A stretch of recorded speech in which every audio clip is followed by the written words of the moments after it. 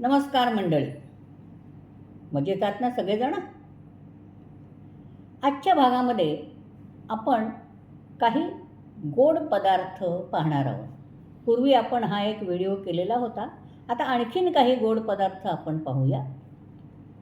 आणि गोड पदार्थ म्हणजे मिष्टान्न. हलवा, त्याला म्हणतात लपसिका.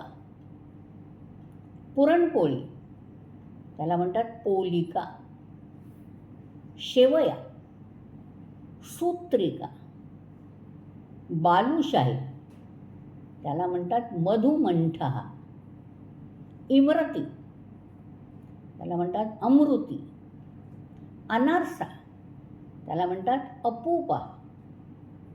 म्हणजे आज आपण लपसिका, पोलिका, सूत्रिका, मधुमंठहा, अमृती आणि अपूपहा हे संस्कृत शब्द पाहिले.